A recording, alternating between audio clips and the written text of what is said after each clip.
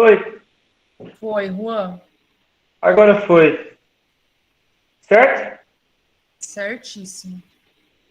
Bom, primeiramente, né, boa noite, pessoal, né, aos meus amigos de sala, ao pessoal que vem aí de fora, de outros estados, que está acompanhando a gente aqui, né? Sejam bem-vindos à nossa nona jornada acadêmica da Engenharia Ambiental e Sanitária da Faculdade do Oeste Paulista, ou Noeste, tá? Eu vou passar um textinho para vocês aqui, tá? Então, o curso de Engenharia Ambiental e Sanitária da UnoOeste inicia hoje, em edição online, a sua nona jornada acadêmica, abordando o tema Mercado de Trabalho para o Engenheiro Ambiental e Sanitarista, né? Objetivando apresentar as vertentes da profissão aos discentes do curso, profissionais da área e demais públicos interessados na área ambiental, visando a troca e compartilhamento de experiências advindas da atuação do profissional da engenharia ambiental e sanitária nas áreas pública, particular e acadêmica.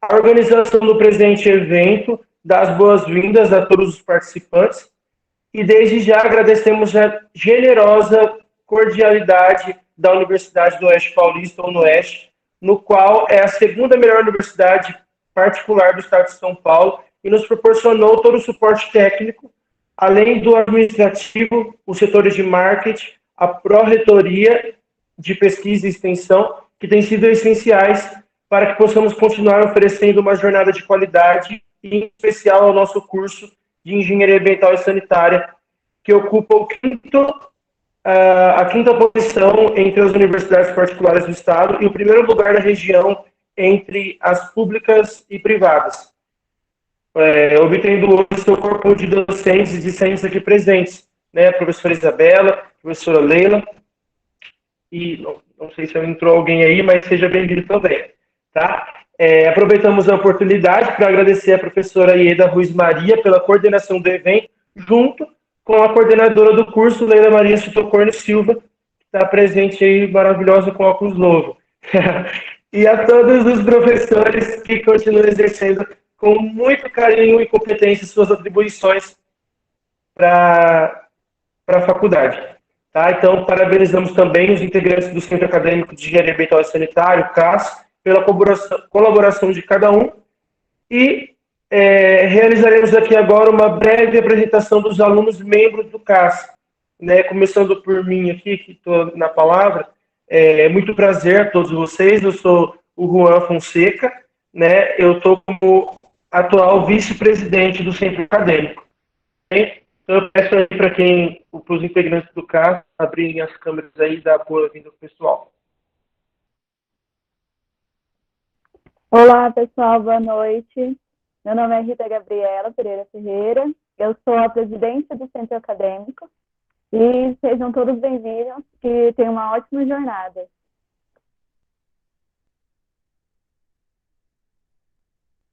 O restante do pessoal está chegando do serviço, então é capaz que ele chegue um pouquinho atrasado, tá?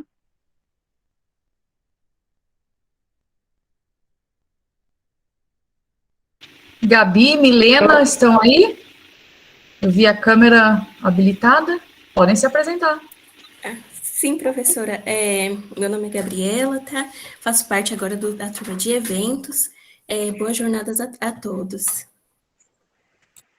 Boa noite, meu nome é Milena, eu faço parte do Centro Acadêmico e eu sou a diretora de marketing.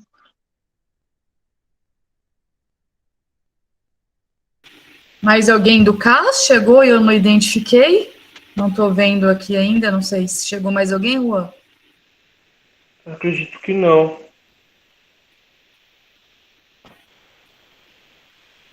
Que não. Ó, eu vou passar aqui para vocês.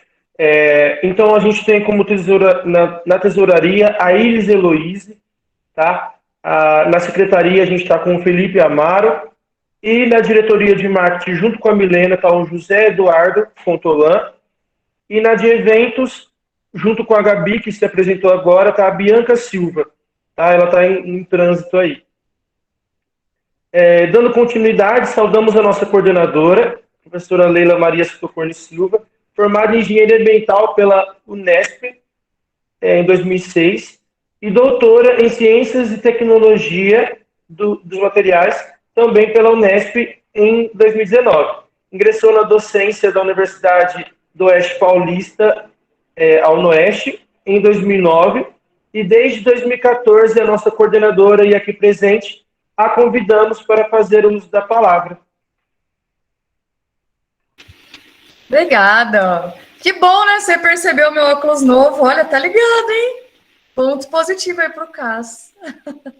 Pessoal, então, boa noite, né? Não vou me alongar, porque acho que a grande estrela da noite hoje é a Isadora, e todo mundo tá louco para ouvi-la.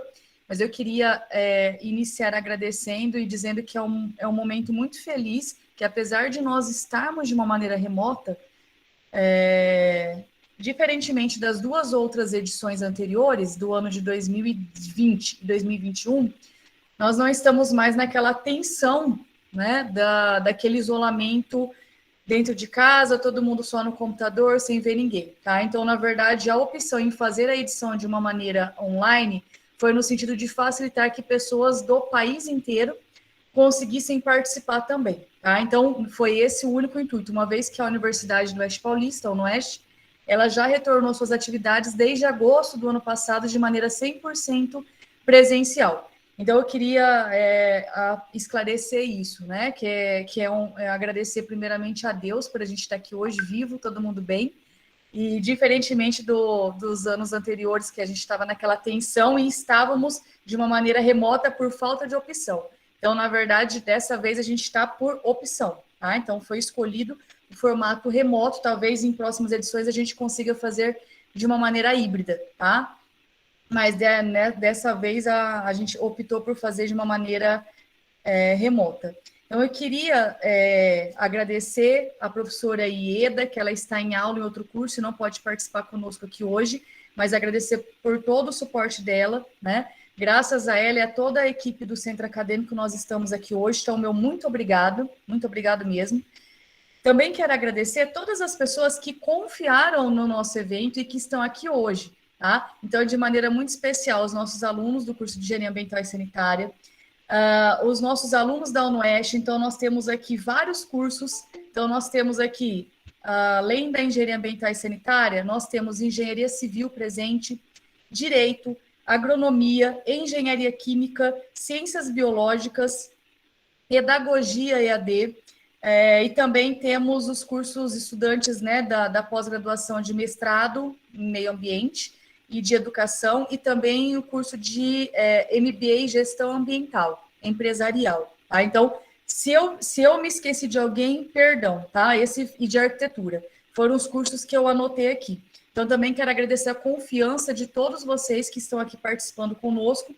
Quero agradecer também, como o próprio Juan já colocou, muito bem colocado, Juan, agradecer toda a pró-reitoria, seja ela acadêmica, na figura do professor José Eduardo Creche, nosso pró-reitor acadêmico. Agradecer ao nosso pró-reitor de pesquisa e extensão, professor Adilson Guelf, e agradecer também, de maneira especial, o nosso diretor da Faculdade de Engenharia, professor engenheiro civil, Guilherme Crepaldi Camarillo. Tá? Então, meu muito obrigado a todos eles, e também quero agradecer a todas as pessoas que estão aqui, que não conheciam o UNOeste. Fica o convite para vir conhecer. Muito obrigado por prestigiar o nosso evento. Então, a gente tem também pessoas que são externas à universidade. Eu vi aqui que a gente tem, pelo meu mapinha, né? Pessoas de Minas Gerais, dos estados de Minas, Mato Grosso, Roraima, Pará, Paraná e a grande maioria de São Paulo. Tá? Então, sejam todos muito bem-vindos. Eu fico muito honrada de ter aqui hoje pessoas de locais tão distantes, mas que a tecnologia conseguiu permitir viabilizar que vocês estivessem aqui conosco. Eu vou devolver a palavra para o Juan e ele vai apresentar a nossa querida Isadora, tá? Nós estudamos na mesma instituição, mas a Isadora não precisava falar o ano que eu me formei, viu, Juan? A única falha sua foi falar o ano de 2006. Podia ter pulado, tá? Então, eu sou uma década anterior à Isadora, tá? Então, só para constar, viu, Isadora? Tem uma década de experiência. Segundo um professor amigo meu, ele fala que todas as pessoas que têm 10 anos a mais do que a gente são considerados velhos. Então, eu sou considerada velha para você, Isadora. Uma Não, década. esse ano fez 11 anos que eu entrei na faculdade, então eu já parei de contar também, porque Eu não conto mais. Pessoal, então eu vou devolver a palavra para o Juan e ele vai fazer a apresentação da Isadora. Sejam todos muito bem-vindos, que seja um evento, né? Acredito que vocês vão gostar muito da noite de hoje. Fica o convite para participar nas demais noites e tardes. Período da tarde a gente vai ter sempre mini cursos e período da noite as palestras, tá? Então, sejam todos muito bem-vindos. Declaro aberto a nossa 9ª jornada e que seja um evento muito profícuo a todos. Tá contigo, Juan. Beleza. Boa noite para quem está chegando agora. Tudo bem? Vamos lá. Iniciamos agora, então, com a palestra sobre o papel da pesquisa em indústrias de tratamento de rejeitos de mineração, né? Então, vamos falar aí sobre as experiências e a atuação profissional, que será ministrada pela engenheira ambiental Isadora Dias, mestra, e doutoranda em engenharia química. Doutorando em Engenharia Química pela Universidade Estadual de Campinas, a Unicamp, na área de desenvolvimento de novos polímeros para remoção de água de combustíveis no Laboratório de Valoração de Petróleos, a Valpet, com parceria, né, da Petrobras. Mestra em Engenharia Química pela Escola Politécnica da Universidade de São Paulo, PoliUSP, 2018, desenvolvendo seu projeto no Laboratório de Reciclagem, Tratamento de Resíduos e Extração. No mestrado, estudou a recuperação de íons metálicos a partir de rejeitos de mineração, utilizando processos químicos como a adsorção e a troca iônica Recebeu o prêmio Giovanni Brunello de teses e dissertações de destaque em 2018. E é graduada em Engenharia Ambiental pela Universidade Estadual Paulista, Unesp, lá em 2016. Participou da iniciação científica com foco no monitoramento e diagnóstico da poluição. É de grande honra a sua participação aqui com a gente, viu, Isadora? Sinta-se abraçada aí, beleza? A gente agradece muito por você ter aceitado o nosso convite. Que todos tenham uma ótima noite e aproveitem ao máximo esse evento realizado com muito carinho pelo Centro Acadêmico da Engenharia Ambiental e Sanitária da UNOeste. Passo a palavra para vocês, Adora. Oi, gente, boa noite. Antes de me apresentar aqui e ficar mais séria, eu vou só fazer os ajustes tecnológicos, né? Porque essa parte a gente apanha um pouco. Bom, vamos lá.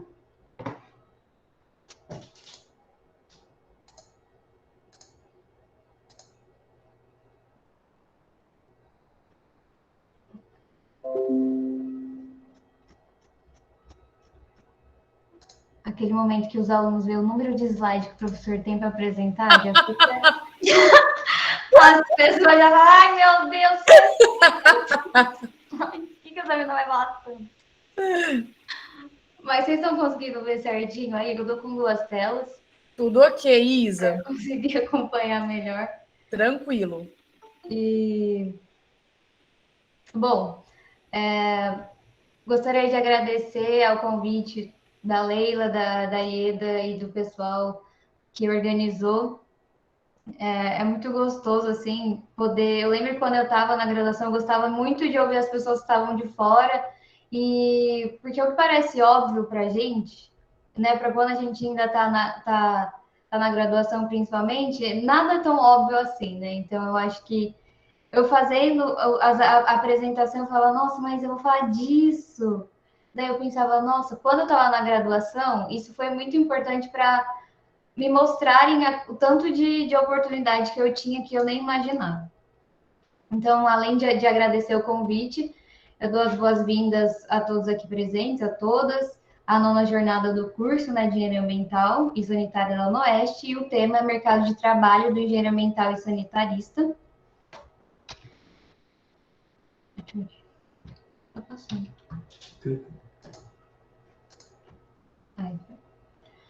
Bom, para quem não me conhece, eu me chamo Isadora, o Juan fez uma breve apresentação, né? Eu sou formada em engenharia ambiental pela Unesp, de Presidente Prudente. Fiz mestrado em engenharia química na Escola Politécnica da USP, lá em São Paulo. E agora estou finalizando meu doutorado também em engenharia química na Unicamp, em Campinas. Eu coloquei meu e-mail aí, mas depois se alguém tiver dúvida, quiser falar comigo, eu volto nesse slide, eu mando aqui no chat.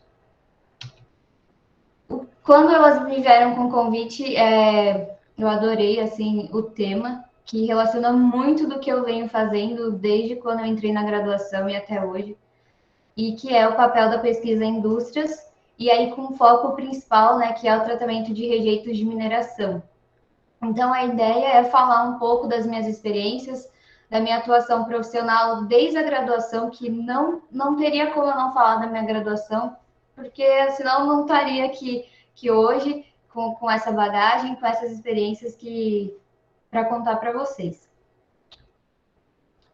Então, eu separei aí em 4 blocos.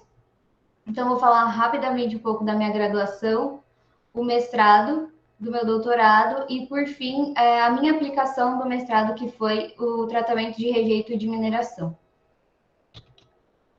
Entrei na graduação em 2011, na FCT Unesp, e desde o meu primeiro ano, assim, agora até vendo o pessoal aí da organização, do CAS, né, se eu não me engano, eu participei de tudo também que a universidade tinha para me oferecer. Tudo não, porque não deu tempo, mas eu queria ter feito tudo. Mas, assim, aproveitei muito. Então, no primeiro ano, eu já entrei na Geoambiental Júnior, que é a empresa júnior da faculdade. Eu até vi que vai ter o pessoal aí falando nos outros dias. Depois eu entrei na Atlética. E aí, quase todas as férias, assim como o curso era integral, eu buscava fazer alguns estágios, né, mais na área. Então, fiz estágio em algumas consultorias ambientais, uma em São Paulo, a gente fazia mapeamento de poluição de postos de combustíveis. Depois fiz um estágio numa consultoria agrícola lá em Jaboticabal, que é para análise de solo. A gente fazia tanto análise física quanto química. Fiz o estágio também no DAE, que é em Presidente Prudente, que é o Departamento de Água e Energia Elétrica.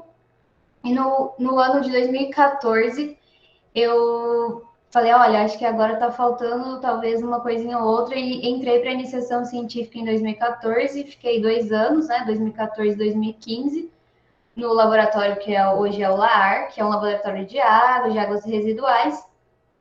E nesse estágio de iniciação científica, eu fiquei muito assim envolvida com a situação, com como era a pesquisa, podia sentir assim, um gostinho do que era fazer pesquisa, do que era ser cientista. Esse laboratório ele é coordenado pela professora Rosane Freire, e eu vi assim que as pessoas que estavam ali estavam porque realmente gostavam muito, assim. Eu acho que isso também que me levou a continuar, né, nessa área.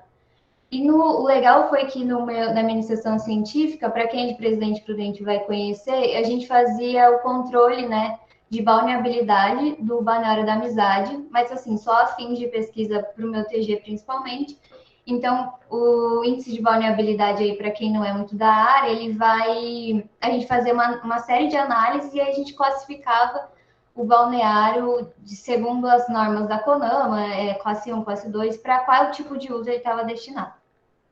Bom, aí no fim de 2014, de 2015, que era o meu último ano na graduação, fica sempre aquela questão, né? Gente, o que eu vou fazer agora? Me inscrevi um monte de programa trainee, fui fazendo, mas ia pela obrigação mesmo, né?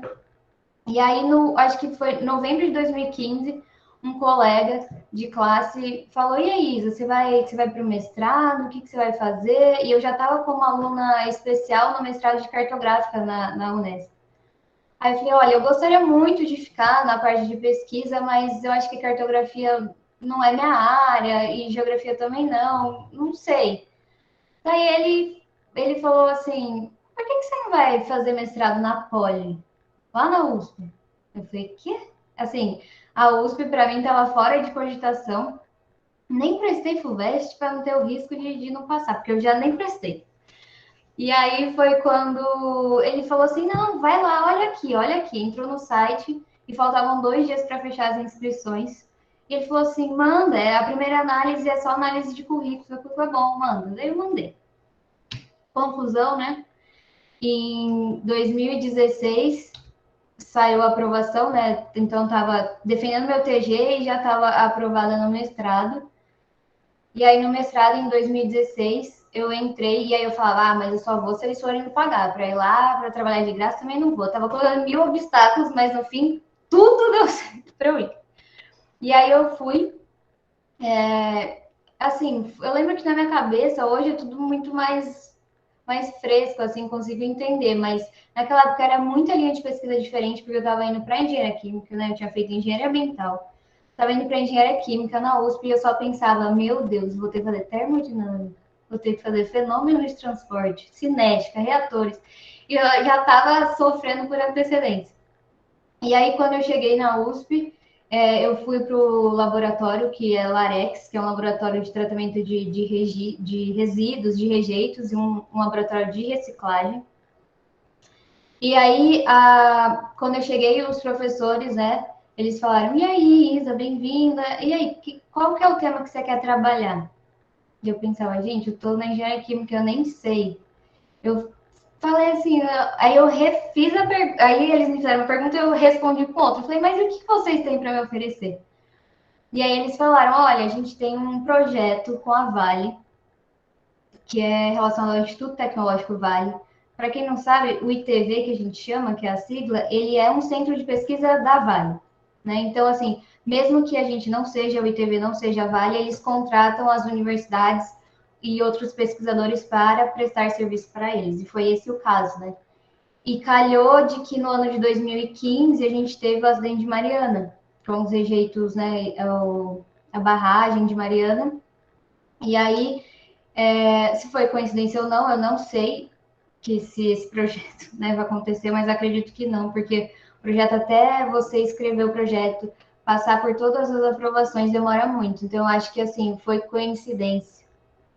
Enfim, e aí foi quando eles tinham esse projeto em andamento e falaram, olha, a gente queria te convidar para fazer parte, então, de um projeto. É um projeto para tratamento de rejeito de minério de mineração, de barragem.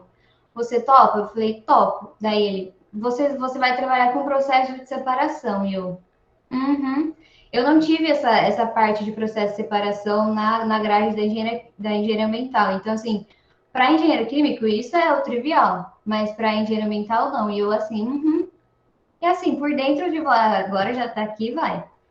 E aí, então, é esse o quarto módulo que eu vou apresentar hoje aqui na palestra, que é quais são os processos de separação disponíveis, quais são as tecnologias disponíveis que a gente pode utilizar para fazer esse tratamento, para recuperar, para reciclar esses íons metálicos que estão presentes em rejeito de mineração.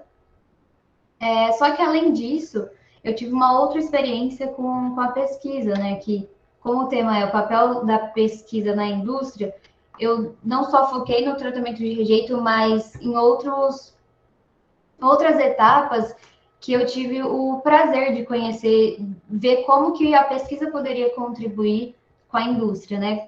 Como que a gente, quanto cientista, quanto aluno de pós-graduação, pesquisador, poderia contribuir com a indústria.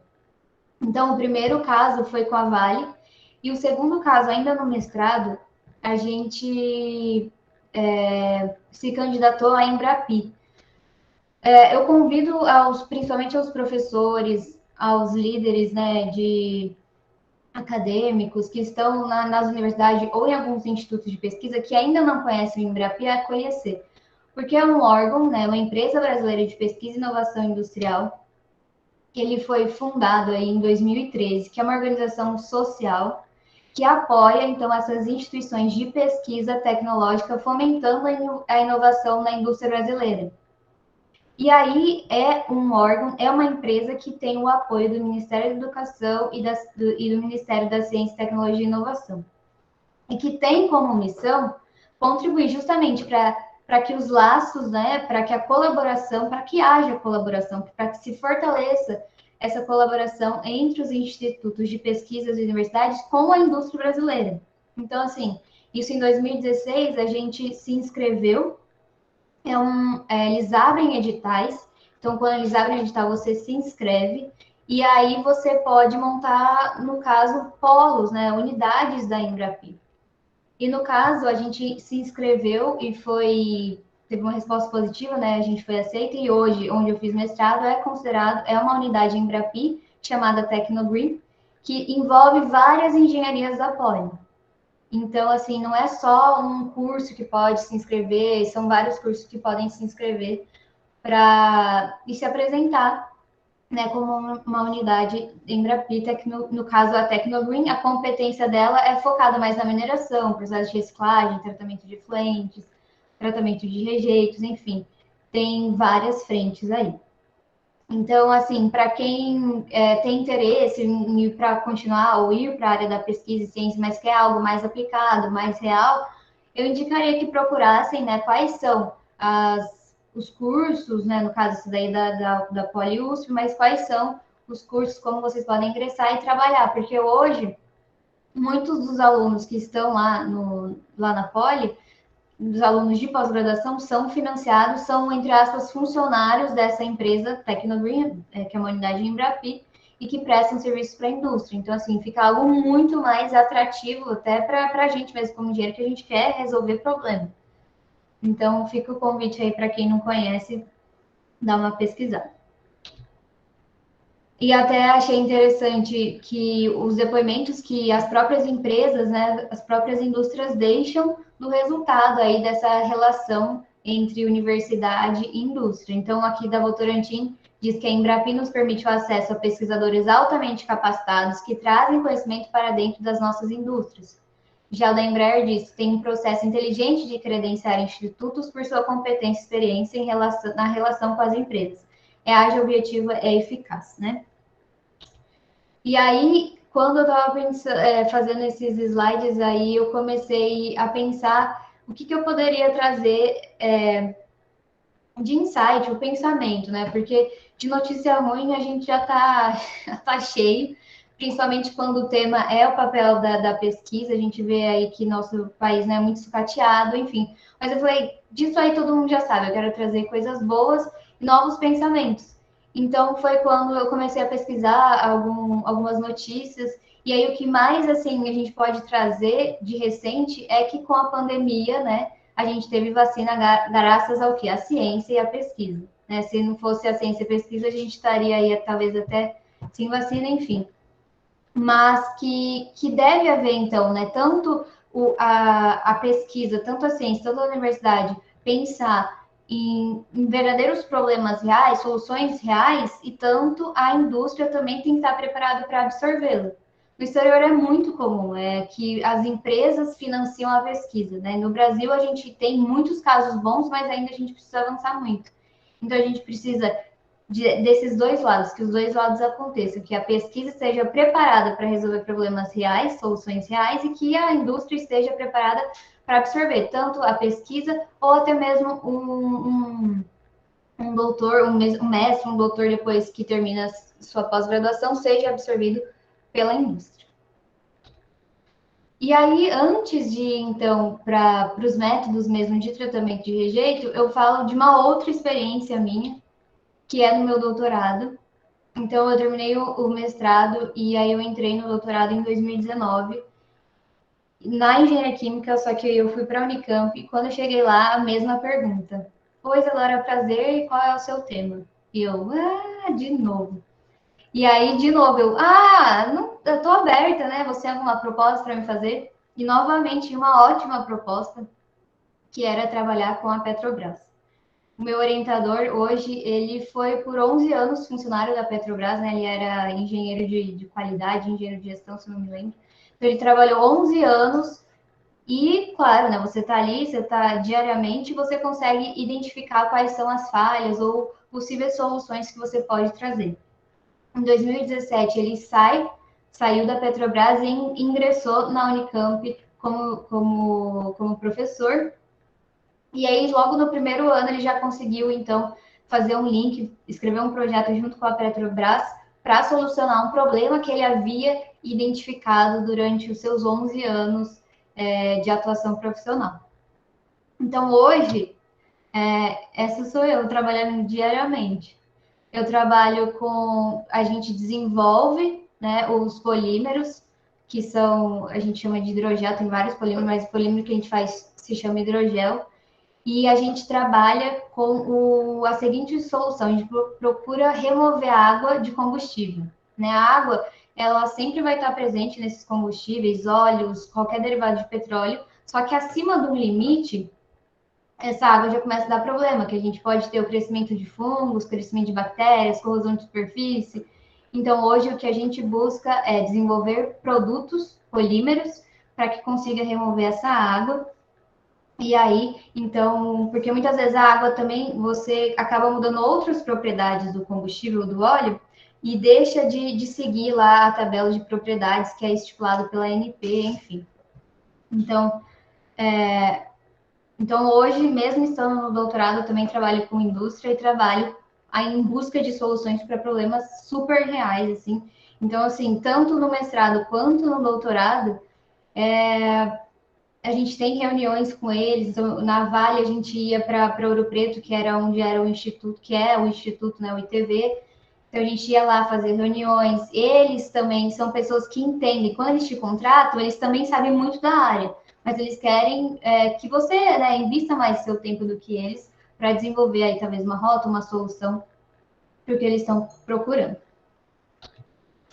E aí, só para finalizar o assunto Unicamp, duas últimas notícias excelentes, então, que a Unicamp bateu recorde de novos convênios de pesquisa e desenvolvimento no ano de 2001, com mais aí de 72 milhões de recursos voltados à pesquisa, principalmente TI, engenharia, né, que são as áreas medicinas, as áreas que mais recebem incentivo. E também aí, o último aí, a Unicamp e Shell firmam parceria para pesquisas em biogás com mais de 6 milhões de instalação numa planta piloto. Então, assim, lá tanto na Unicamp quanto na USP, até na Unesp também, em alguns outros campos, é muito comum você ter um laboratório que foi criado para uma pesquisa específica. Então, o laboratório que eu trabalho hoje, ele é um laboratório da engenharia química com a Petrobras. Então, você só pode entrar lá se você tiver vínculo com a Petrobras ou estiver desenvolvendo alguma pesquisa com eles. Mesma coisa a Shell, a Vale e outras grandes empresas. Então, aí, para mostrar mais uma vez que é possível, então, fazer pesquisa relacionada com a indústria, que existem problemas reais que a gente precisa solucionar, mesmo estando na pesquisa, né, na ciência, não é só trabalhar em empresa privada, enfim. E aí, então, dito tudo isso, como que, então, a gente pode tratar esse rejeito de mineração? Então, qual que foi o meu papel como pesquisadora, como cientista na indústria de mineração? Então, voltando lá ao ano de 2016, quando eu entrei, então eu tive 2 anos aí para desenvolver um projeto e traçar uma rota para tratamento de rejeito, para que eu conseguisse reciclar, reutilizar, né, alguns íons metálicos que estavam presentes na minha solução, no meu rejeito de mineração. Bom, só para entender então um pouco da onde que vem o rejeito da mineração, né? Então, assim, isso aqui é um processo de extração super genérico, super enxuto, mas que vocês vão conseguir entender quais são os processos em que eu tenho a geração de rejeito de mineração. Então, aqui eu tenho inicialmente a reserva, né? E eu vou fazer uma lixiviação. Para quem não é da área, a lixiviação é como a gente pegasse quando a gente pega um pó de café e passa água quente. A gente está fazendo um processo de lixiviação. Então, imagina lá, a gente tem nossas reservas, os minérios, a gente passa uma água ou uma solução e vai ouvir a dissolução de alguns metais, né? Alguns metais vão ficar retidos no sólido, outros metais vão passar, então, para a minha solução. Então, nessa primeira etapa, eu já tenho a geração de resíduos, né? Que vão para as barragens. Depois dessa solução lixiviada, ela vai passar por uma etapa de purificação. Nessa etapa de purificação, eu também já gero rejeito aqui. Depois, na etapa de recuperação, que também já gero um efluente ou um resíduo. E, por fim, para gerar o meu produto. Então, assim, o foco da pesquisa e do que eu vou mostrar para vocês está nessas duas frentes. Assim, onde que eu tenho resíduo, onde eu tenho efluente de mineração, como eu posso fazer para tratar essas duas situações. Então, aqui só um dado que eu trago é que para a produção de 1 tonelada de minério de ferro, a gente acaba gerando meia tonelada de rejeito. Isso para o minério de ferro. Agora, para 1 tonelada de ouro, a gente gera 10.000 toneladas de rejeito. Ou seja, isso mostra duas coisas, né? Quanto os minérios têm muito valor econômico agregado, principalmente o ouro, e quanto gera para produzir uma pequena fração aí de um metal, quanto de rejeito que não é gerado. Ou seja, isso reforça mais uma vez a importância de se começar a pensar não, né? Já deveríamos estar super evoluídos com isso. Mas qual a importância de tratar rejeito de mineração? Visto não só o volume que é gerado diariamente de rejeito, mas também quanto a escassez, né, que a gente vai tendo desses recursos e quanto o que era lixo, resíduo, pode voltar para a cadeia e tem valor econômico, né? Bom, então, falando um pouco de barragem, que é o local mais habitual de se dispor aí os rejeitos, né, que são as barragens de rejeito, que tem a função de reter esses rejeitos e serve para armazenar os resíduos, principalmente do beneficiamento úmido, que foi o que eu falei ali, que é quando a gente tem uma lixiviação.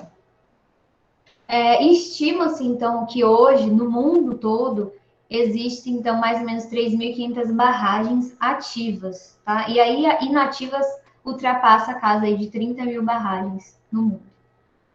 No Brasil, até 1980, os rejeitos não passavam por um tratamento prévio, não ia para a barragem, eles eram simplesmente lançados aí nos corpos hídricos.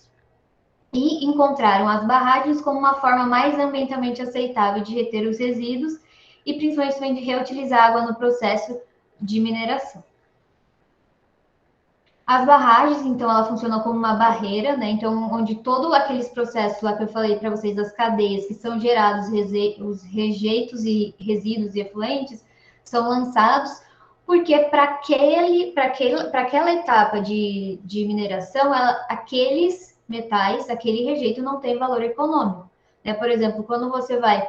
Porque o que a gente pensa que quando eu vou extrair ferro, quando eu vou extrair níquel de uma rocha, de uma reserva, só tem ele lá, tá só o níquel bonitinho, eu vou fazer algum processo, vai sair.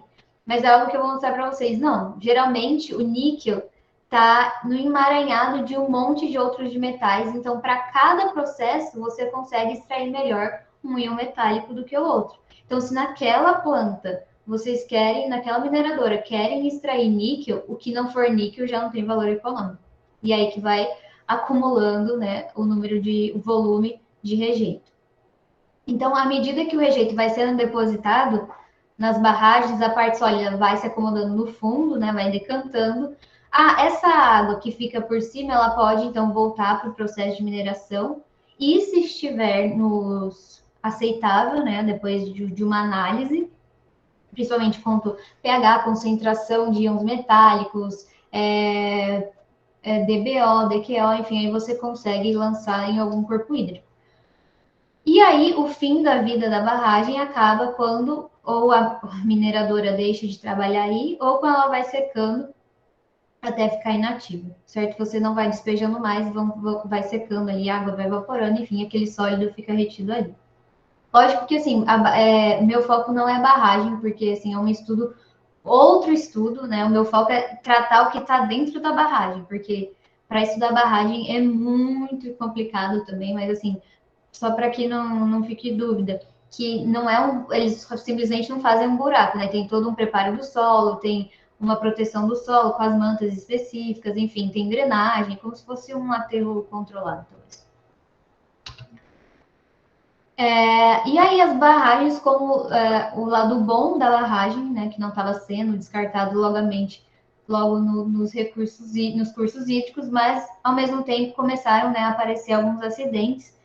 E os principais, né, os dois últimos acontecidos, foi em 2015, que a barragem estourou em Fundão Mariana, com 19 mortes e além de toda a catástrofe, o impacto, né, negativo, morte do Rio Doce, fauna, flora, enfim. Em 2019, com Brumadinho, com mais de 200 pessoas, incontáveis danos. E aí fica a pergunta, tá? E se pudéssemos reaproveitar esse rejeito, né? Então aqui a gente tem uma foto, à esquerda a gente tem uma foto da disposição dos rejeitos em barragem. Então, quando eles vão sendo lançados, eles ficam aí nessa barragem. Então, como que a gente poderia recuperar, então, reciclar esses íons metálicos? E aí fica a pergunta, né? Como que a gente pode fazer isso? E aí, o que a gente tem? Algumas das opções, né? Então, a gente tem extração por solventes, que seria uma técnica, mas é algo que a gente deveria... Só deixa eu voltar aqui.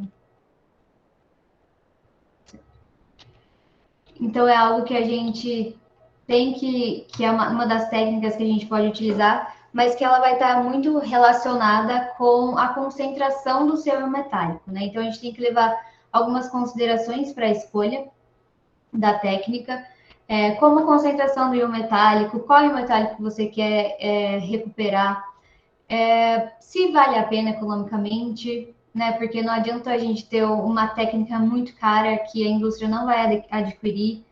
Se a gente vai gerar outro poluente, então assim, eu soluciono aqui e crio outro problema ali. Então, assim, e o volume do reagente, do efluente que eu quero tratar, então são várias questões, até de fato a gente chegar na escolha da técnica.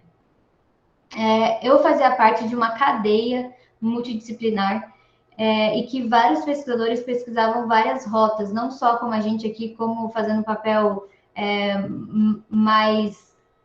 Não é nem de engenheiro químico, mas assim, a gente pesquisava mais extração por solventes, que é o que eu vou mostrar aqui para vocês, e tinham outras pessoas que faziam outras coisas também, tá? Então, assim, aqui são uma das técnicas que a gente utilizava lá no laboratório, mas que vocês encontram aí na literatura, enfim, outras técnicas disponíveis. Então, a gente tem a opção de extração por solventes. Nessa técnica, nós temos uma solução heterogênea, ou seja, imaginem essa solução cheia de diversos íons metálicos, cobre, ferro, níquel, e aí eu adiciono um extratante, né, um solvente, que ele vai conseguir reter algum desses íons metálicos. Então, por exemplo, eu coloco lá um extratante que ele vai conseguir reter da minha solução heterogênea o cobre. Então, eu vou ter uma solução que antes era rica em cobre, esse cobre vai migrar de uma solução para outra. Eu posso ter também o uso de eletrodiálise. Eletrodiálise são membranas, né? Que são membranas ou catiônicas ou aniônicas. O que significa? Que eu vou ter membranas mais um potencial elétrico, onde um íon, né? Se for cátion, vai seguir tendência aí para a minha membrana catiônica. Se eu tiver um ânion, que é com a carga negativa, ele vai seguir, então, ele vai passar pelas membranas aniônicas. E aí eu consigo separar o que é ânion, o que é cobre, o que é cátion, e aí consigo também ter a recuperação, a concentração desses íons. Ou eu posso também utilizar a precipitação, que no caso eu vou formar um sólido, né, um precipitado, com a variação de algumas condições, temperatura, pressão, ou eu adiciono um outro solvente ali na solução que vai fazer a precipitação, ou também eu posso ter a sorção, que é o foco da temática de hoje, né? Eu vou falar da sorção, que foi o que eu fiz, o que eu utilizei. Então, qual técnica escolher, né? Diante disso tudo, aí a gente fica, mas e agora qual que é a técnica mais aplicada? Então, como eu estava falando para vocês antes, a gente teve valores, se eu não vou ter um poluente secundário, qual que é o meu tipo de efluente, qual é o volume de efluente que eu vou ter. E aí também, alguns estudos, eles nos forneceram essa figura que é ótima, que ela vai também relacionar com a concentração de íon metálico em solução, né? Então, para extração por solvente, já é recomendado concentrações maiores, né? E no meu caso, a gente optou por sorção, por quê? Na minha rota, o que eu queria recuperar era o cobre, né? Então, eu tinha lá um rejeito de mineração, e a rota que a gente queria traçar era focada no cobre, na recuperação do cobre. Então, visto que o meu cobre estava numa concentração aí de 150 miligramas por litro, então a gente optou por sorção. Bom, mas o que é a sorção? Olha, eu estou falando alguns termos técnicos e eu estou tentando fazer que seja mais claro para todos. Mas no fim, se alguém ficar com alguma dúvida de termo técnico, a gente pode conversar. Mas é que se eu não falar, né, eu não consigo explicar o que foi feito. Bom, então a sorção ela é um processo de separação que vai envolver duas fases, né? Então a gente tem um sólido, um líquido, principalmente. Um exemplo seria esse, um exemplo mais usual, um sólido e um líquido. E aí a gente tem 3 classificações de sorção, que vai ser de acordo com o tipo de ligação envolvida, com a força, aí a gente já tem que ir lá, para quem não lembra de química, voltar lá atrás, fazer uma forcinha para lembrar. E nós temos 3 tipos de sorção, né? Ou a dissorção física, ou a dissorção química, ou a troquiônica. E aí o que a gente não pode confundir, que é que a gente tem uma grande diferença entre a absorção e a adsorção, né? Então, hoje a gente está focando na adsorção. A absorção seria, então, como se a gente estivesse comendo uma torta, certo? E uma adsorção seria a torta na cara. Então, essa é a diferença. A absorção, a gente tem que o sólido, no caso ali, ele está envolvendo, né, nosso íon metálico, por exemplo, envolvendo ali um ânion, um cátion qualquer. E na adsorção, a gente vai criando camadas, a gente tem a retenção na superfície, seja por uma ligação, seja por uma interação eletrostática. E aí, então, a gente tem a dissorção física, química e troquiônica. Na troquiônica, como o próprio nome já diz, nós temos uma troca entre íons, né? Nesse caso aqui, eu trouxe um exemplo de um trocador catiônico. Então, para que meu adsorvente, né, meu trocador iônico, ele consiga fazer uma troca, então eu tenho que meu cátion A mais que vocês estão vendo aí na figura, saia para que dê lugar ao meu cátion B+, certo? Então aí a gente tem uma troca iônica, ou seja, eu estou trocando íons. Já, então aqui é um exemplo, eu tenho aqui o H+, que está na superfície do meu sólido, retido aí no meu sólido, e para que o meu níquel entre no lugar dele, eu preciso que meu H saia para dar espaço para o meu níquel. E essa situação, ela já não acontece na adsorção, porque o adsorbato, que a gente chama, que no caso, o exemplo aqui hoje são os íons metálicos, eles vão ficar retidos na superfície do adsorvente, que é o sólido, né? Através tanto de interações de natureza química ou física. E aí a gente tem uma adsorção física, que é causada por forças de Van der Waals, ou uma adsorção química, que já acontece uma força eletrostática, né, que a gente tem um compartilhamento de elétrons, vai ter lá a base de Lewis, e aí a gente já volta lá para a química, né, mais orgânica, mais elementar, ou por formações de ligações covalentes. E além disso, na adsorção física não vai ter essa transferência de elétrons, já na adsorção química há uma transferência de elétrons. Existem outras diferenças entre uma adsorção e outra, mas que depois a gente pode conversar em uma outra ocasião aqui. E quais os adsorventes sólidos que a gente pode ter? A gente pode construir nosso próprio adsorvente, né? Hoje, com o pessoal da Unesp, que Presidente Prudente, eu participo de alguns projetos, e o que a professora Rosane foca hoje é a gente pegar resíduos, né, lixo, por exemplo, casca de ovo, casca de laranja, lodo de ETA, e fazer nossos adsorventes naturais, né? Ou sintéticos, que são as resinas comerciais e algumas eólicas. No meu caso, a gente optou por resinas comerciais, por questão mesmo da disponibilidade, que vocês conseguem ter acesso a essas resinas, é só ligar no fornecedor que eles mandam, quando é pouco volume.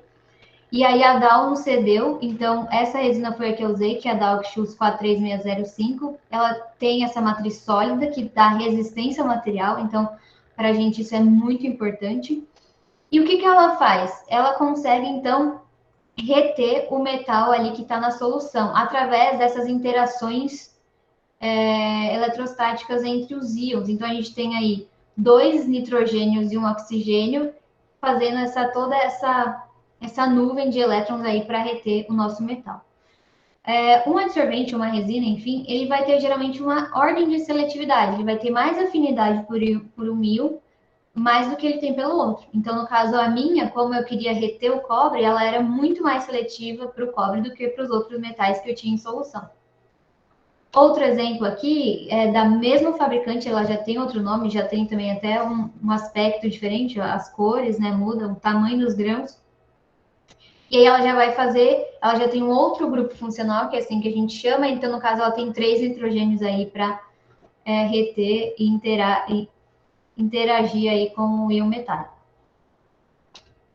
E aí a outra pergunta, né? Então todas as etapas exigem muito estudo, muita dedicação, muito teste. Então como escolher? Então a gente já escolheu a técnica, mas aí como que a gente vai escolher um adsorvente? Então, a gente pode se basear nas especificações do fabricante, se for uma resina, se for um adsorvente comercial, lendo muito, principalmente artigos científicos, e o mais legal é testando, porque às vezes o fabricante vem lá, ele fala isso, mas ele usou uma condição completamente diferente que a sua, então, quando você for aplicar no seu, você vai encontrar resultados diferentes. Então, assim, o teste é muito importante depois que a gente já fez esse filtro, né, de qual técnica escolher, selecionar alguns adsorventes, enfim. E a gente tem que testar. Então, como que o método de separação pode acontecer, né? Como que ele acontece? Então, aqui, dentro da caixinha, a gente tem um agente sólido. Então, o sólido vai estar lá e a gente vai alimentar com a nossa solução, certo? E eu vou ter duas fases. Eu vou ter a fase 1 aí, a fase 1 vai ser a minha solução de alimentação, mas que ela vai estar, digamos assim, pobre no que ficou retido na fase 2. Então, no caso, a gente teria as resinas comerciais, e eu estou colocando uma solução cheia de íons, e no caso, o que ficaria no sólido seria o meu cobre, e o que seria fase 1 seria toda aquela outra, seria a minha solução, só que sem o cobre ou cobre em cobre, certo? Então, essa seria. E como que a gente pode fazer, né? A gente estuda, então, sistemas de batelada. Para quem nunca viu isso, se chama, é um shaker de agitação horizontal.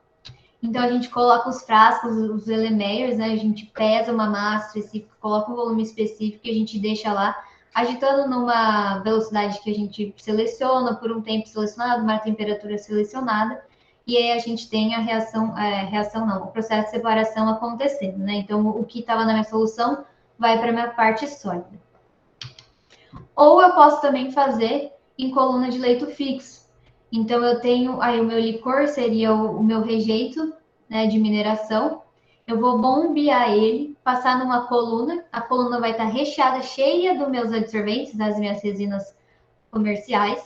E no fim, eu vou conseguir coletar então um licor tratado, ou um licor pobre naquele íon que ficou retido pelo meu adsorvente. Então, aqui, ó, esse era o sistema que eu usava no mestrado. Então, a gente tem a solução sintética, bombeava, então, para minha coluna, e no fim eu coletava, então, minha solução tratada, certo?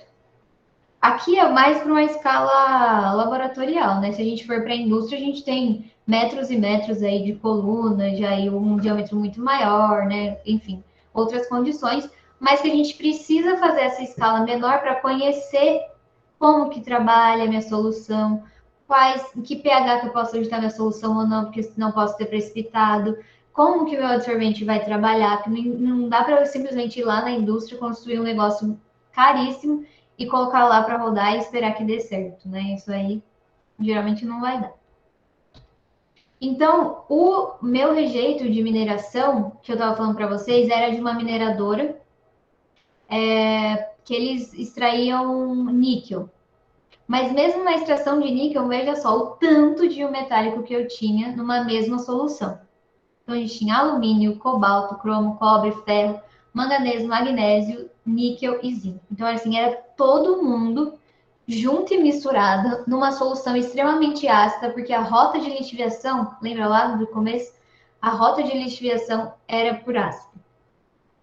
Então, assim, um pH ácido vai interferir muito na performance do meu adsorvente. Porque se eu tenho pH ácido, eu tenho mais H+. Se eu tenho H+, eu tenho mais cátions H+, competindo com os meus íons metálicos, que são todos catiônicos, certo? Então, além do que, eu não podia subir muito o pH, porque eu tinha muito ferro. Ferro precipitava. Além de ferro precipitar, ele vai coprecipitar outros íons metálicos. Então, assim, é um processo que exige muita cautela e horas a gente tinha que escolher o que era, ficava viável, o que não ficava viável. Então, isso aqui é os melhores resultados aqui do meu mestrado que eu trago para vocês, que é, quando eu trabalhei, então, com coluna de leito fixo, o que acontece? Eu tenho o início da operação, então, o que está em vermelho aí na figura esquerda seria minha resina comercial, meu adsorvente sólido. O que está em azul seria, então, meus íons metálicos lá.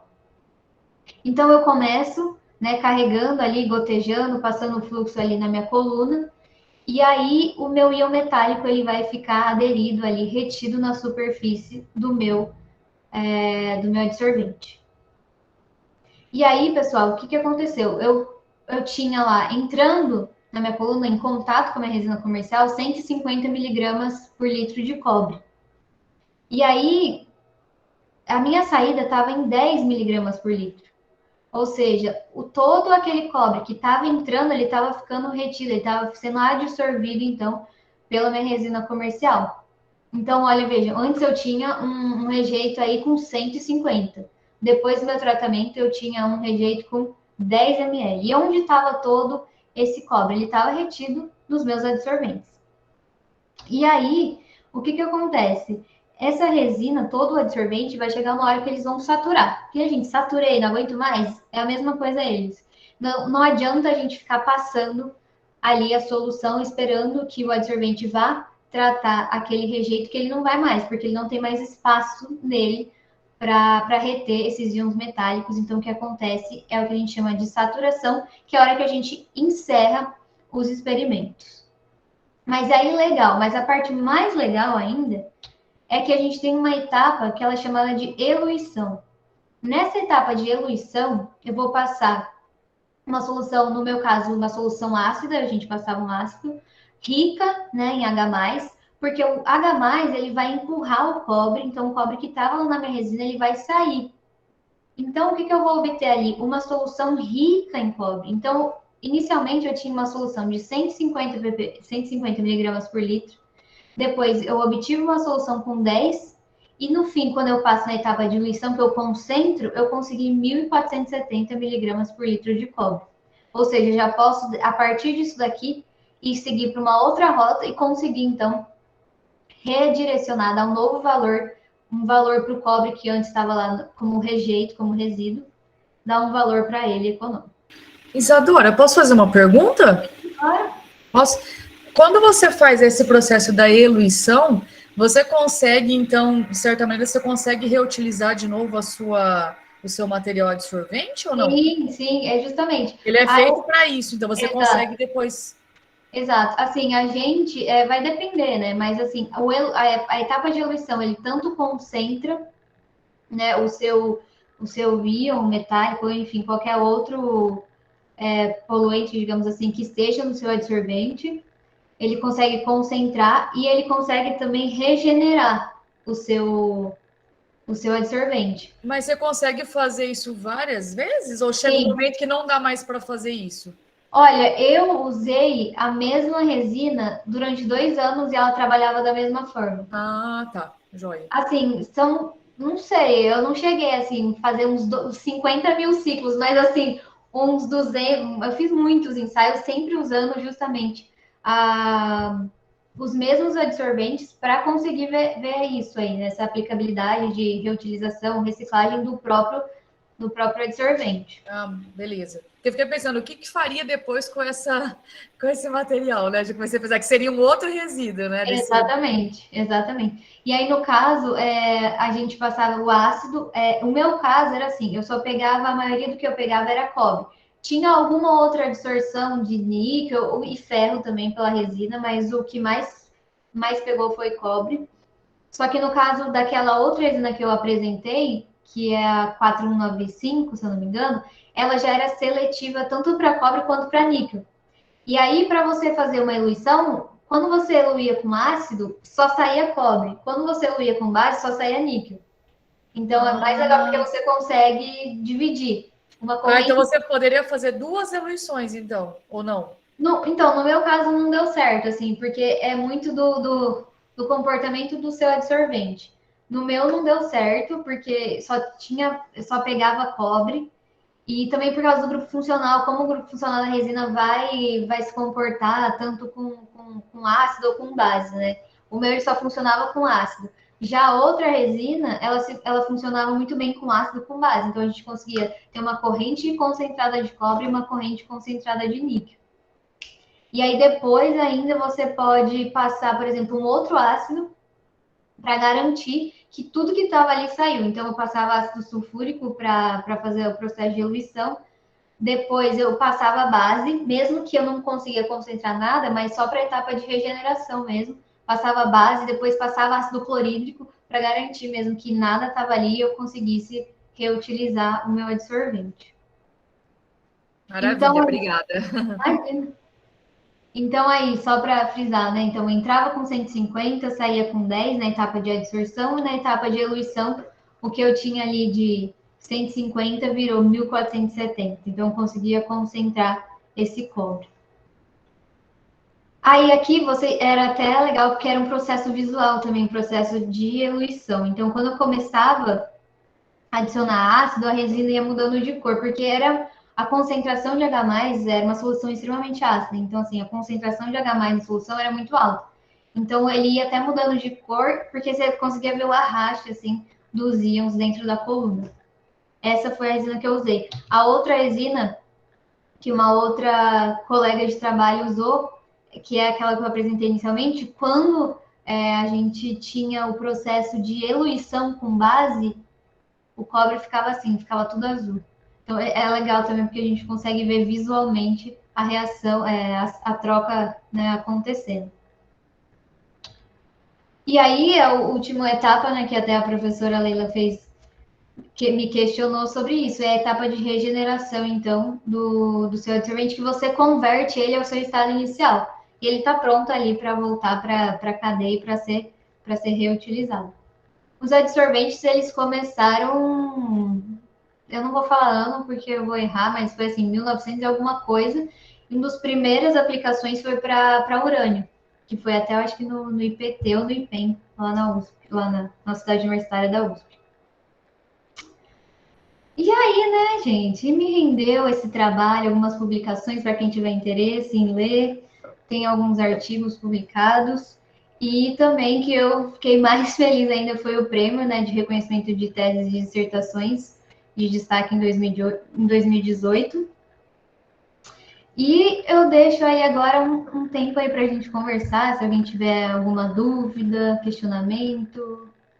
E agradecer aí pela paciência de vocês. E é isso, gente. Muito obrigada.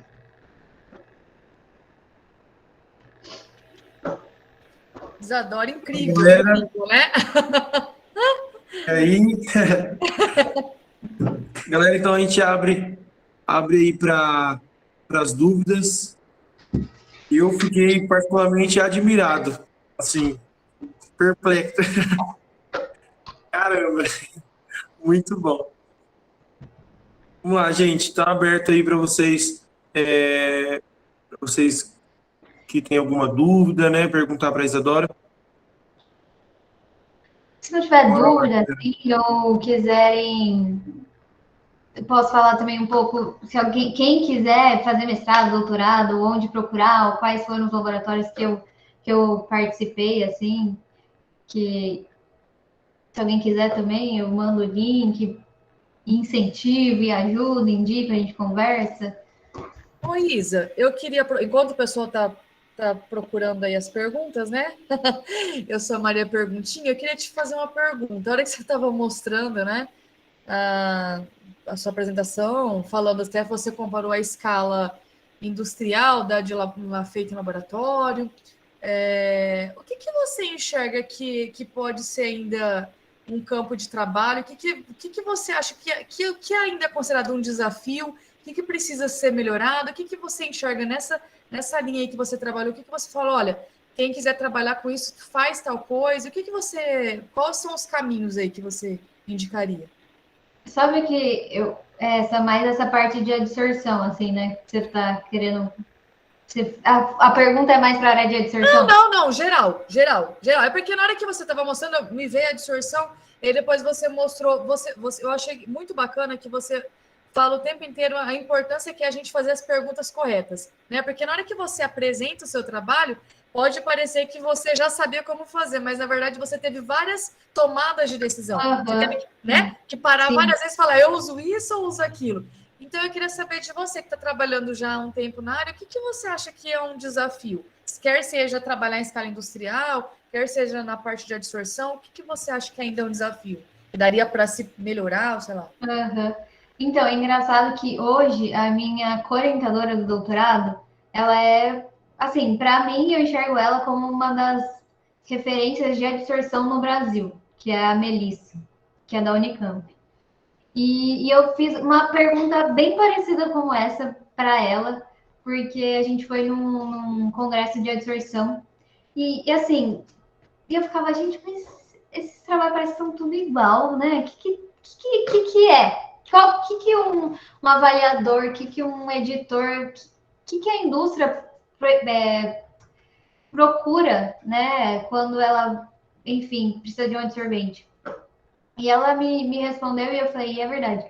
É o tipo de absorvente que você usa na distorção. Então, assim, essa questão de você pegar um lixo, né? Pegar um rejeito e fazer virar um absorvente, que é o que a Rosane está fazendo, que é o que muitos fazem, é o que é o diferencial. E não só como a distorção. Hoje, por exemplo, eu desenvolvo polímero. Hoje, a FAPESP, ela, se você mandar lá um projeto para polímeros sintéticos, é uma visão. Se você mandar um polímero natural, que você vai criar um polímero a partir de um recurso, por exemplo, celulose, algo que seja biodegradável, alginato, quitosana, que não são utilizando 100% reagentes sintéticos, já tem outra visão. Então, assim, ainda é atrelado, está atrelado com a biodegradabilidade, né? Com Acho que é a recuperação. utilização desses resíduos também, né? Que você acaba Exatamente. resolvendo, dando um direcionamento para isso que é rejeito, você ter um valor agregado também, né? Exatamente. É isso. Eu tenho, assim, hoje o que eu enxergo assim, e tem que ser algo que tenha, aí a gente entra para o outro lado, tem que ser algo que tenha resistência mecânica, que seja, você possa reutilizar, reutilizando, porque, né, mesmo que seja a partir de um rejeito, você não pode simplesmente fazer, por exemplo, um material que você consiga usar só uma vez. Então, você tem que conseguir reutilizar por inúmeras vezes, incontáveis vezes, né? Então, seria isso. Resistência mecânica para não desmanchar, enfim, eu acho que eu responderia que é isso, assim, focado em materiais, seja absorvente, Parte seja de materiais, então. seja, não, é que eu tenho mais contato, né? Sim, muito bacana, bacana. Mas assim, que não acaba que sempre é o que eles buscam, assim, porque quando você pega dois artigos, você fala, mas nossa, todo mundo fez batelada, né? Todo mundo fez coluna, todo mundo avaliou o pH. Tá, mas são duas coisas que eles olham. Que a partir. Como você fez seu absorvente? Isso é uma. Como você fez seu material? Seu material é 100% sintético, mas por que você não usou uma frente natural, né? Um recurso natural? Ou o que você está recuperando com esse metal, com esse material? É um metal? É um corante? Agora a gente também pode falar, que a gente fala muito, que são os poluentes emergentes, fármacos, hormônios, enfim, mil coisas, né? Então, assim, é isso. Qual é o seu material e para que o seu material serve? Bacana, Isa. Muito, muito, muito obrigado. Imagina. Acho que o pessoal tem pergunta, né, Juan? Isso, temos algumas perguntas aqui que o pessoal está mandando no WhatsApp e estamos respondendo pelo e-mail aí da Ambiental. Então, a primeira pergunta aqui, Isa, é como você avalia o cenário brasileiro de mineração? Haverá oportunidades para os engenheiros que irão formar nos próximos anos, tipo a gente, né? E aí, quais áreas você recomendaria para a gente seguir? Olha, eu acho que a mineração, ela mais que, né, teve todos esses acontecidos, mas eu não vejo algo como sempre vai ter espaço para a gente. Inclusive, no fim do ano passado, eu recebi um convite para trabalhar com eles na recuperação de Brumadinho, na parte de fauna e flora. mas por motivos pessoais acabei não indo. Mas, assim, mas esse convite veio porque eu conheci as pessoas, sabe? Então, assim, é isso que às vezes vale a gente ir para um ambiente. Por exemplo, eu fui para a USP, né? Eu estava na Unesp, fui para a USP, já senti muita diferença, muito contato.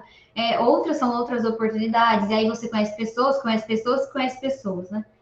Então, eu acho que as oportunidades, para mim, surgiram dessa forma, né? Mas teve outros colegas que prestaram trainee, outros colegas que LinkedIn, outros colegas que, enfim, eu acho que não tem uma receita, né? Algo que, olha, faça isso, vai dar certo. E outra coisa que é algo que eu luto muito, que é para não sair da área, porque hoje a gente vê que engenheiros no geral, né, acabam indo muito para banco, para área de TI, computação, até mesmo eu estava ano passado dando aula para o 5º ano da engenharia química da Unicamp e você pergunta quem vai ficar na área ou quem fez estágio na área, é um ou outro, assim, então você estuda lá 5 anos, 6 anos de matérias específicas e depois o mercado já não está absorvendo tanto para esses fins, né? Eles têm outros interesses aí, mas que assim, eu luto muito para permanecer na área, né? Porque eu venho de boas experiências, mas eu diria isso, se vocês tiverem a oportunidade de quem quer fazer mestrado, ir para um grande centro, isso ajuda muito, assim, questão de oportunidade.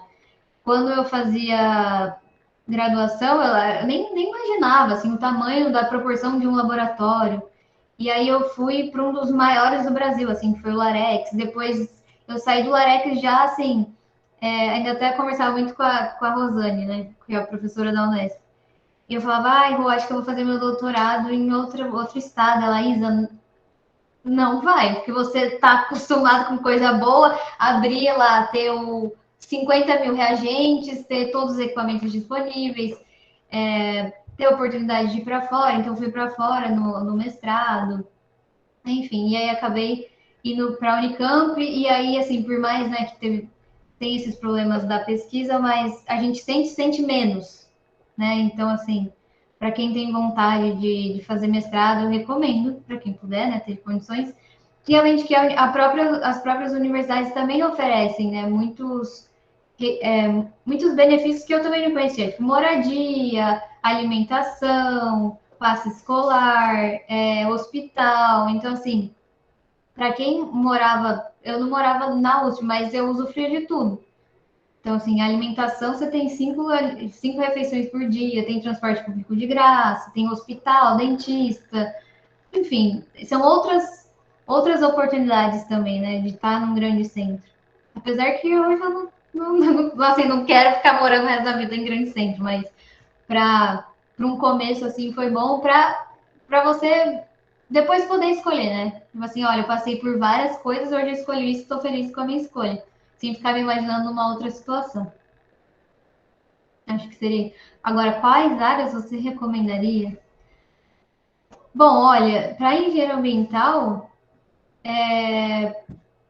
eu vejo assim muitos amigos que ainda estão na área, estão em consultoria, mas que infelizmente muita gente está fora da área, né? Tem muita área financeira, banco, enfim, TI, essas coisas aí.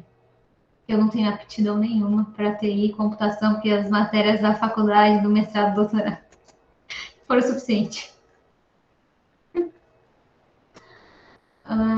bom. Nossa, então, resumindo aí, o caminho é o famoso network, né? Para a gente conhecer a galera. Isso ajuda. Isso aí. Tem mais uma pergunta aqui.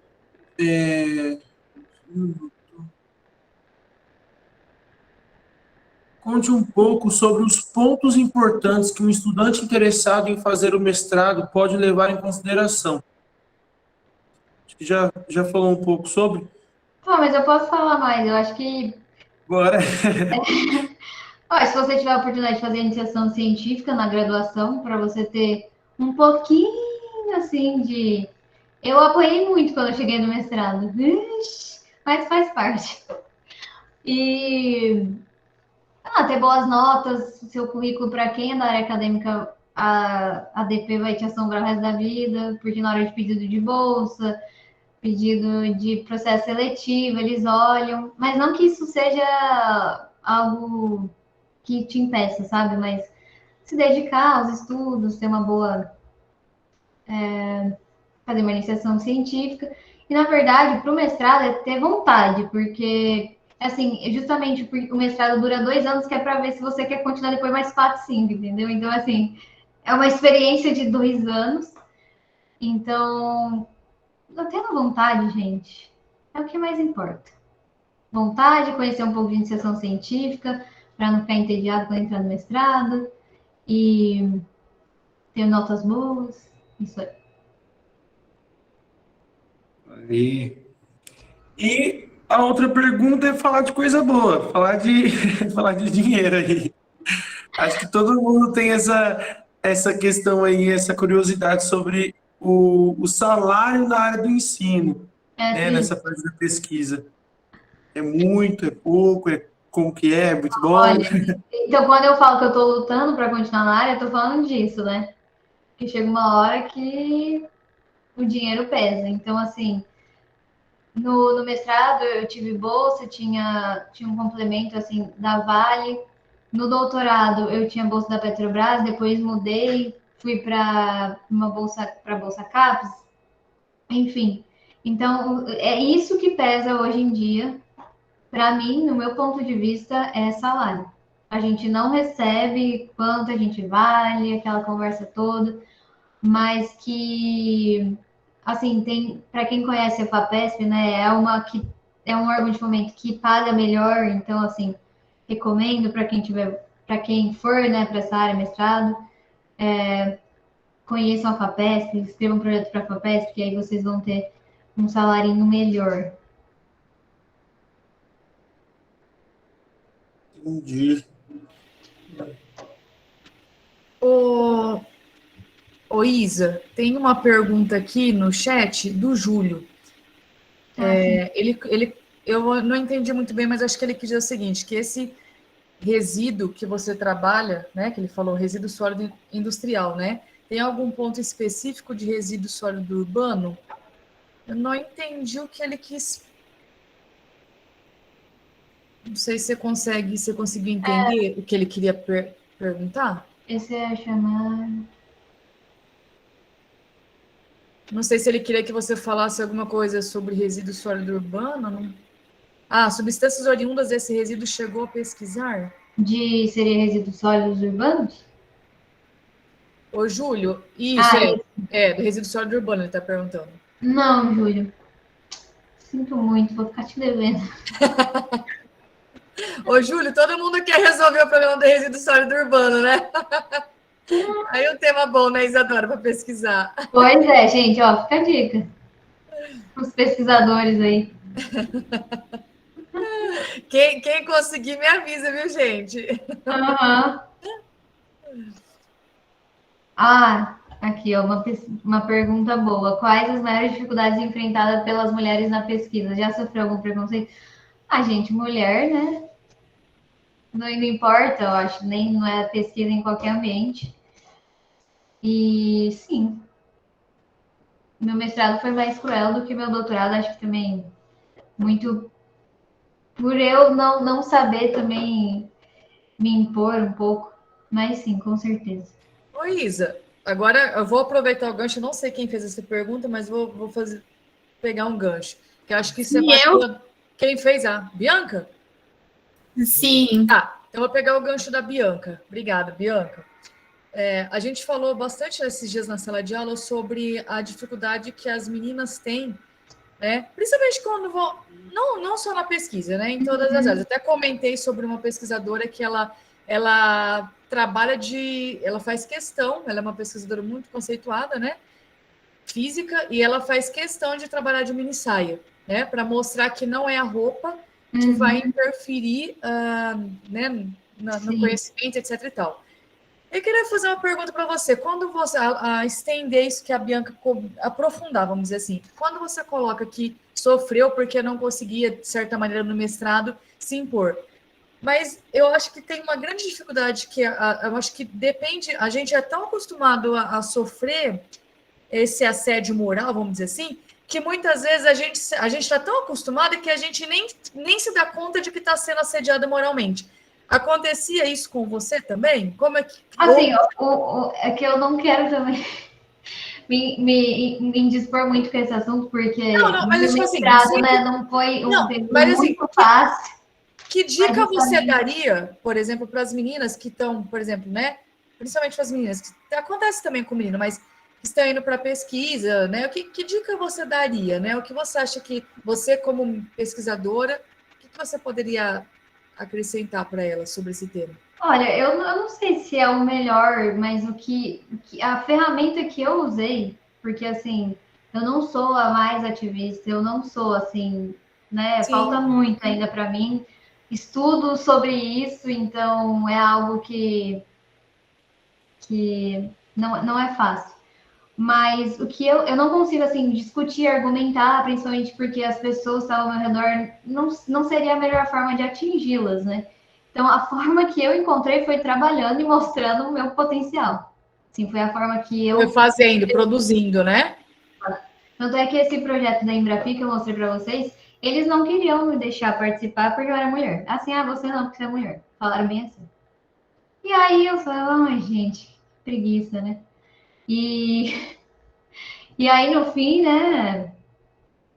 Enfim, aí vários artigos, prêmios e aprovação do Embrapi. Então, assim, o meu trabalho falou por isso. Mas não que adiantou muito, né? Porque não era só comigo. Mas é a forma... Tanto é que quando eu fui para o doutorado, apesar de não ter sofrido, né, assédio sexual não sofri assédio moral, enfim, mas de ouvir falar de algumas outras colegas de assédio, quão frequente é o assédio sexual, né, não só na pesquisa, mas enfim, eu falei, olha, eu não quero orientador homem, não quero, não queria, mas não queria por nada. Tanto é que quando eu fui para a Unicamp, eu marquei reunião só com mulher. E aí nenhuma deu certo, assim. E aí uma delas, que é minha orientadora, falou, olha, Isa, tem o fulano. Aí eu falei, mas homem eu não quero, por causa disso. Aí ela disse, não, conhece ele. E no fim, realmente, assim, eu conheci ele e é o que todos deveriam ser, né? E ele, assim, sem palavras, quem quiser, eu depois indico o nome.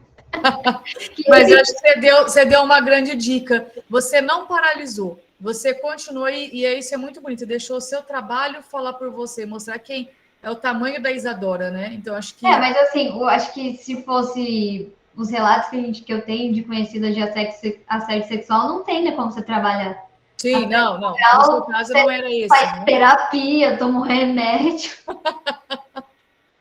Mas é diferente, assim. Complicado. E não é só com mulher, Isadora.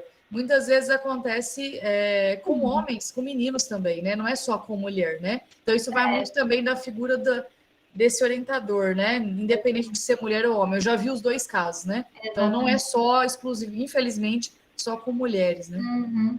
Acho que além de tudo são pessoas, né? Então não importa se é pesquisador, se é isso, se é aquilo.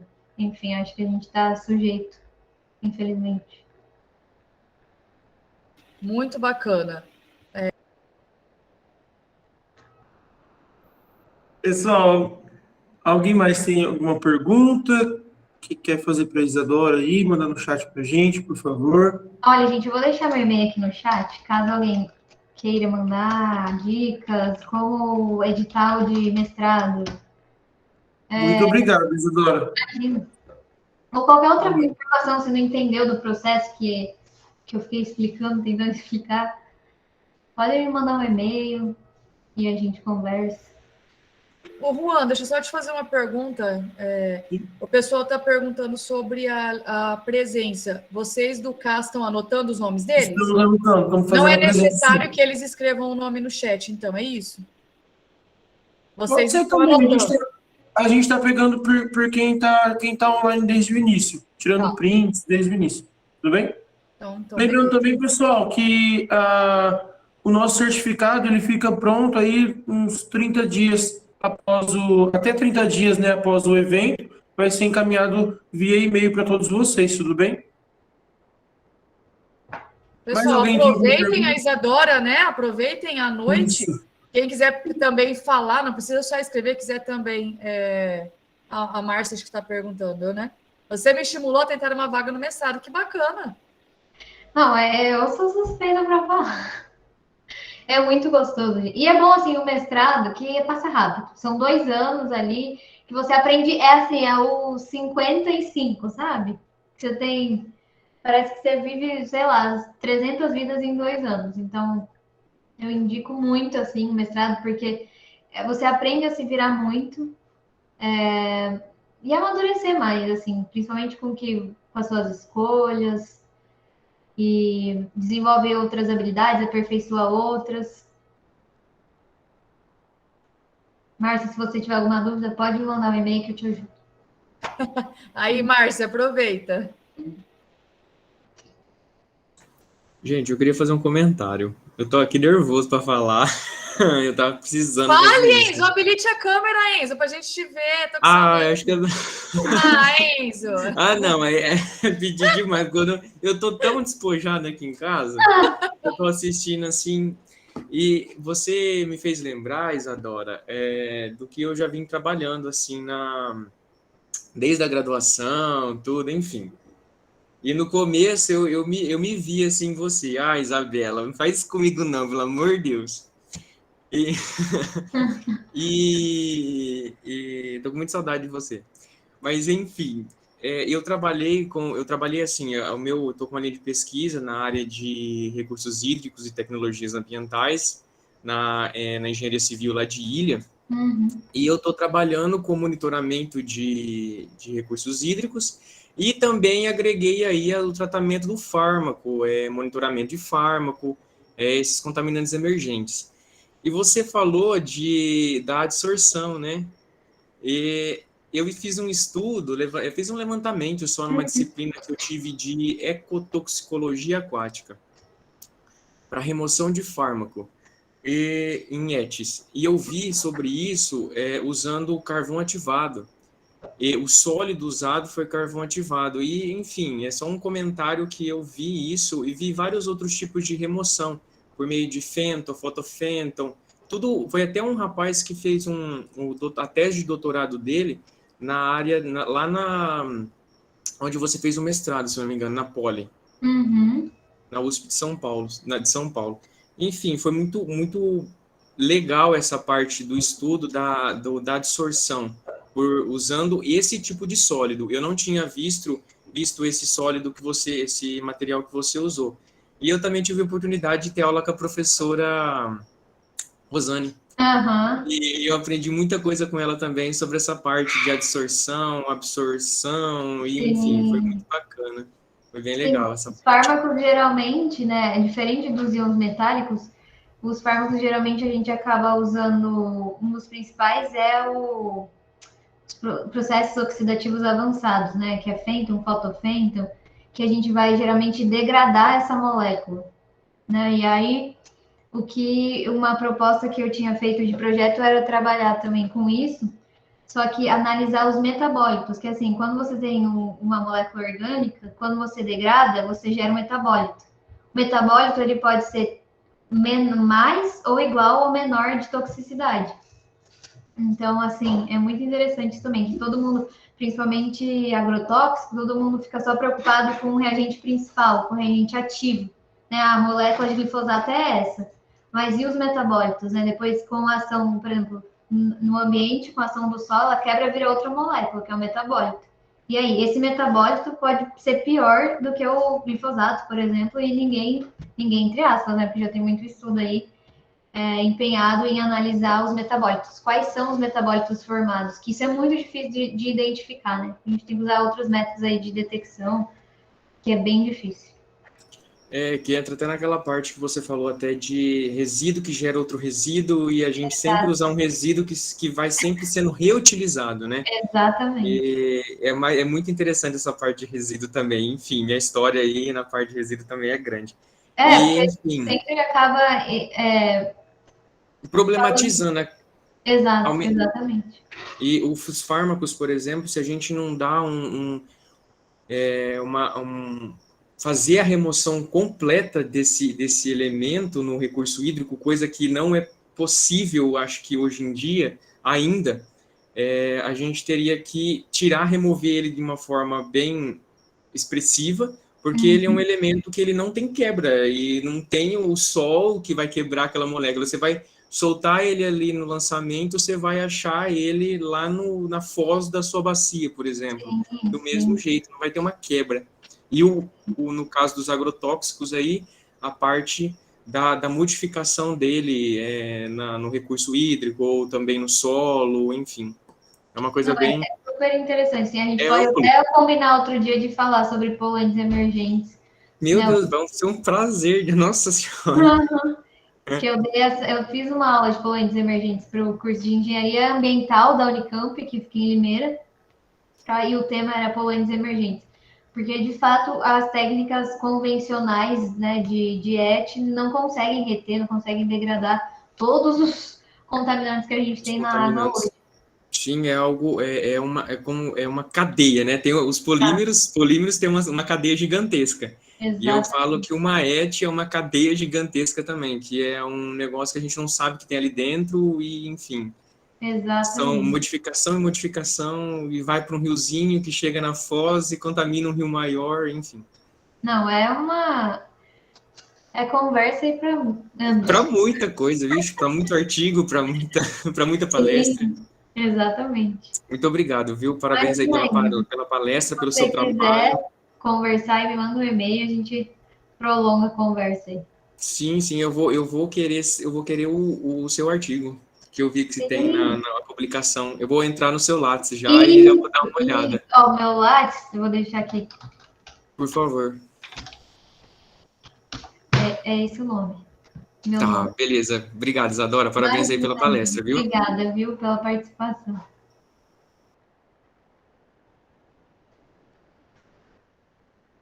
E aí, pessoal, alguém tem mais alguma dúvida? Quer comentar? Quer falar, gritar? Comemorar? Isso aí, gente. Alguém mais tem alguma dúvida para a Isadora? Fale agora ou cale-se para sempre, né? Ou me manda um e-mail depois. Ou manda um e-mail que está aí no chat também. Exato. É bacana, Isadora, que você viu que a Laura comentando. É bacana que a gente tem vários ex-alunos aqui, a galera que está na pós também. E é bem bacana, eu tô vendo alunos aqui da agronomia. Então, assim, olha o tanto que a sua área, né, ela chama a atenção, não só da ambiental, mas também agronomia, engenharia química que a gente tem aqui hoje, pessoal da pós. O tanto que o meio ambiente ele é democrático, né? Vamos dizer assim, né? O tanto que é multidisciplinar. Exatamente. Bacana isso, né? Eu trabalhava muito com engenheiro metalurgista, engenheiro de minas, bom, com tudo, né? Engenheiro de materiais, tinha de tudo lá. Muito bacana, muito bacana. Até o advogado estava no projeto. Com essa parte da política, né? Da lei política nacional dos resíduos sólidos. Sim, e eu acho que você deu uma dica, o Enzo também comentou da Rosane, né? Acho que às vezes quem tiver aqui hoje assistindo tiver interesse, conhecer um pouquinho mais, dá para conhecer o laboratório da Rosane, né? Ela está aqui, será? Eu acho que ela não está aqui, né? Eu não vi, pelo menos. Mas dá para conhecer na Unesp, tá, gente? Ela fica aqui na Unesp de Presidente Prudente. Fica dentro do laboratório de materiais, de resíduos sólidos, do professor Silvio Rainho, né? Então, acho que vale a pena também conhecer um pouquinho do trabalho da professora Rosane. É bem bacana.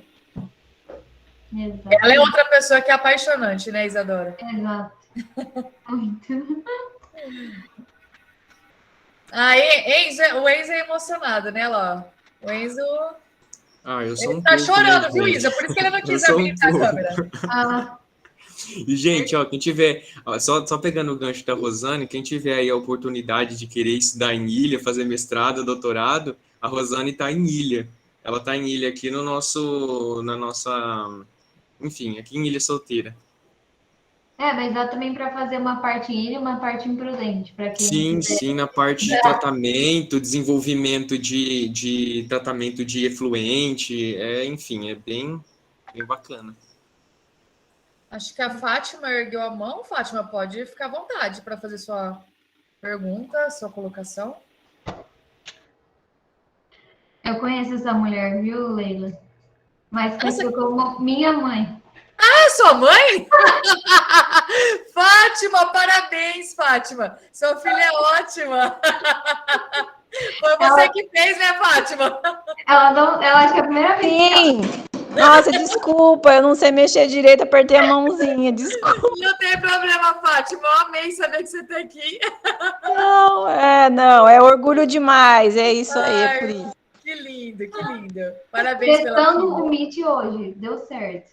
Que legal. E sabe uma coisa que eu estava conversando com o Juan, né?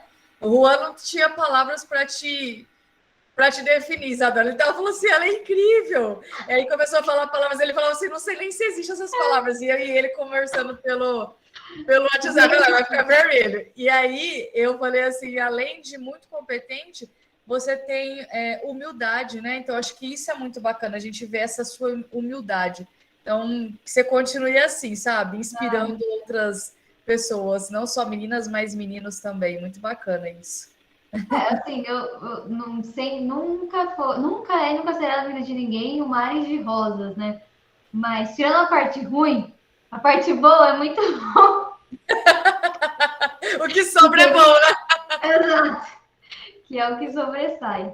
Mas o que eu puder, gente, podem contar comigo. Do mesmo jeito que me ajudaram muito, eu acho que é uma forma de eu retribuir a vida, ajudando as outras pessoas. E que a gente se encontre presencialmente aí. Porque eu sou sem ser séria, mas eu gosto de uma brincadeira também, né? De uma piada, assim, no meio da coisa séria. Eu tava falando antes de começar, eu falei, gente, mas eu não sei falar sério. Falar sério. Ô, pessoal, eu queria também pedir para todo mundo que puder habilitar a câmera para a gente poder tirar um print, né? Para colocar depois. Essa Helene eu conheço também. Oi, Isa. Oi, que saudade. Uhum. Gente, quem puder, conheçam a Rosane. Eu também fiz IC com ela. Conheci a Isa, que me deu várias dicas para o mestrado também. Então, elas são maravilhosas. Olha, tá vendo? Os próximos, a Elaine é a futura convidada, viu? Elaine, então já vamos anotar seu nome, Elaine. Já vamos tirar um print seu, nós já vamos ver a sua carinha e já vamos... Põe na lista. Já vamos pôr na lista, viu? Exato. Muito bacana. Pessoal, se ninguém mais tiver nenhuma pergunta, né? Eu queria pedir mais uma vez, né? Se vocês puderem, passa perfume, liga a câmera, né? Pentei o cabelo, Enzo enxuga as lágrimas para não ver que você tá chorando. Bora aí, galera. Vamos tirar uma fotinha. Aí, só gente bonita, hein? Bora abrir aí. Só gente linda, vamos lá. Ô, pessoal, quem vai dar o print aí? Rita? Quem é que tá dando print? Quem é o pessoal do CAS que vai dar o print aí? Eu estou dando aqui. Bianca. Então, todo mundo habilita e coloca naquele modo, Bianca, que eu não sou tecnológica, não. Naquele que dá para ver bastante gente ao mesmo tempo. O layout, que dá para ver várias pessoas. Não sei como é que é. Também não sei, estou tentando mudar aqui. Tem um que dá para vocês colocarem várias pessoas ao mesmo tempo, né? Prontinho, só ficou 6 pessoas de fora. Então vamos lá, gente. Abre a câmera aí. Bora? Todo mundo? Tem mais gente aí? Aí, o Isa. Deixou a vergonha, pô. Tem mais gente aí? Aê. Bora tirar então? X! Oi, Oi? Pronto. Isa, foi um prazer assim imenso estar aqui com você hoje.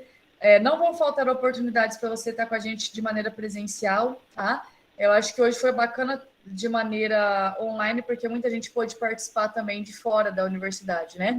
Mas com certeza você vai ser chamada aí, tá? Por outros cursos também, pela Química. Acho que você tem muito conhecimento para dividir aí com todo mundo, compartilhar. Muito obrigada. Obrigada pelo convite, eu adorei. E quem sabe, né? O Norte não me contrata, gente. Gente! Abaixa o Senado para essa universidade me contratar. Ô, Isa, se dependesse de mim, você já estava contratada, viu? Eu ia ficar com 2 Isa no curso. Exatamente. A Isabela e a Isadora, eu ia me sentir. 2 Isas. Sabe, eu encontro vocês na sala de aula. Top. Pessoal, então, agradecemos mais uma vez a presença, né, de todos os presentes da forma remota aqui no Meet. Damos por encerrada a nossa solenidade de abertura da 9ª Jornada Acadêmica da Engenharia Ambiental e Sanitária, na nossa 3ª versão online.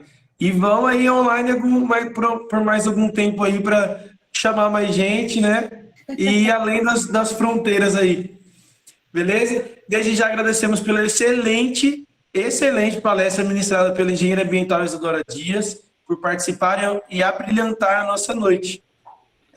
Lembramos que amanhã, às 14h, acontecerá um mini curso com o integrante da Geoambiental Júnior, da Unesp, Gustavo Videira. Ele vai falar para a gente sobre o tema Cadastro Ambiental Rural, o CAR. E aí, logo mais no período da noite, às 7h, daremos início também ao encontro de networking, intitulado como Consultoria Ambiental e Empreendedorismo, com a engenheira ambiental Érica Mota e a integrante da Geoambiental Júnior também, Giulia. E é isso, pessoal. Até mais. Nosso muito obrigado pela presença de cada um de vocês. E até logo. Beleza? Tchau, gente. Obrigado, viu? Tchau. Isadora, pode mais. Tchau, gente. Obrigado. Tchau, valeu, gente. Obrigadão, gente.